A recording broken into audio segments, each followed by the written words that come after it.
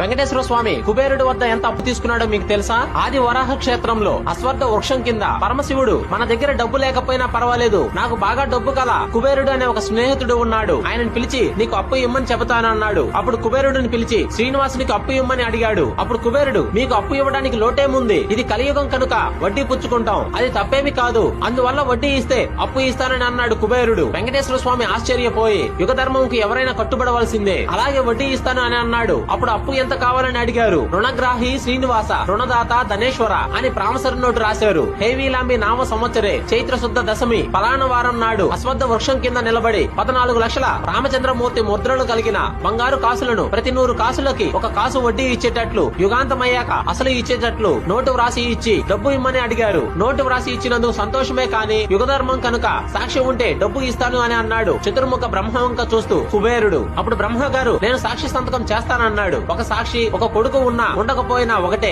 ఏమి అనుకోకుండా ఇంకొక సాక్షి సంతకం కావాలి అని అన్నాడు కుబేరుడు. వెంకటేశ్వర స్వామికి నమ్మకమైన స్నేహితుడైన పరమేశ్వరుడు వంక చూస్తే పరమశివుడు సాక్షి సంతకం పెట్టాడు. అప్పుడు కుబేరుడు ముగ్గురు సంతకం పెడితే ఎంత బాగుండునో అని చాలా బలంగా అన్నాడు. మూడోవారు ఎవరా అని తల పైకెత్తి చూస్తే అశ్వత్థ వృక్షం కనపడింది. నేను పెడతాను మహాప్రభు అని వృక్షం కూడా సంతకం పెట్టింది. ముగ్గురు సాక్షి సంతకాలు పెట్టాక అప్పిచ్చాడు కుబేరుడు. ఫ్రెండ్స్, ఈ వీడియో మీకు నచ్చితే ఓం నమో వెంకటేశాయ అని కామెంట్ చేయండి.